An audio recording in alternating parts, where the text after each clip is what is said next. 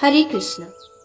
स्वागत है आपका हमारे चैनल दिव्य श्रीविका में। पंचांग के अनुसार हर साल वैशाख माह के शुक्ल पक्ष की तृतीया तिथि को अक्षय तृतीया का पर्व मनाया जाता है। हिंदू धर्म में इस दिन का विशेष महत्व बताया गया है। अक्षय तृतीया के दिन किए गए दान से अक्षय पुण्य की प्राप्ति होती है। माना जाता है कि इस दिन जरूरतमंदों की मदद करके अगले जन्म को संवारा जा सकता है। अक्षय तृतीया के दिन पूरे विधि विधान से भगवान विष्णु, माता लक्ष्मी और कुबेर जी की पूजा की जाती है।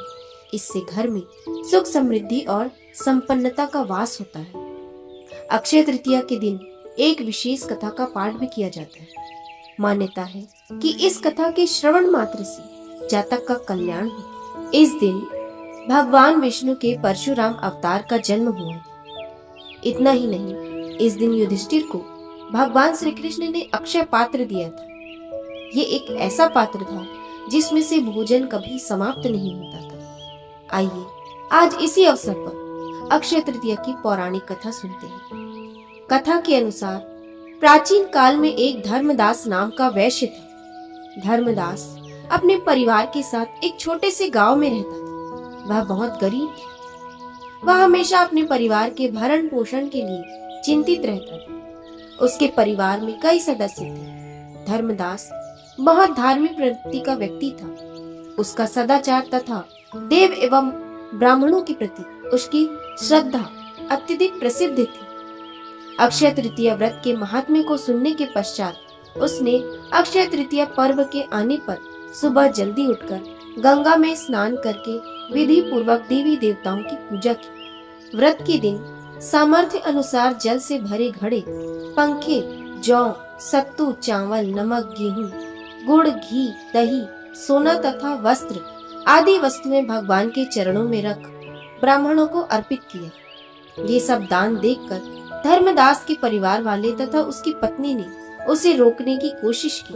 उन्होंने कहा कि अगर धर्मदास इतना सब कुछ दान में दे देगा तो उसके परिवार का पालन पोषण कैसे होगा। फिर भी धर्मदास अपने दान और पुण्य कर्म से विचलित नहीं हुआ और उसने ब्राह्मणों को कई प्रकार का दान दिया।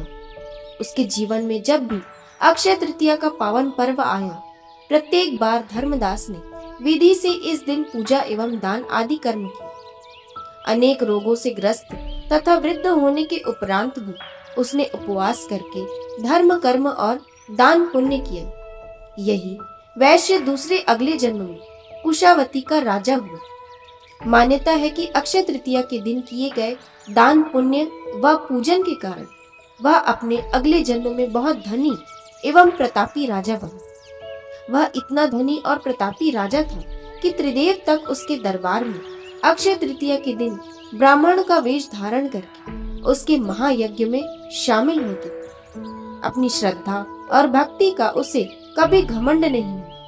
वह प्रतापी राजा महान एवं वैभवशाली होने के बावजूद धर्म मार्ग से कभी विचलित नहीं हुआ। माना जाता है कि यही राजा आगे के जन्मों में भारत के प्रसिद्ध सम्राट चंद्रगुप्त के रूप में पैदा हुए थे। जैसे भगवान ने धर्मदास पर अपनी कृपा की, वैसे ही जो भी व्यक्ति इस अक्षय तृतीया की कथा का महत्व सुनता है और विधि विधान से पूजा एवं दान आदि करता है, उसे अक्षय पुण्य एवं यश की प्राप्ति होती है।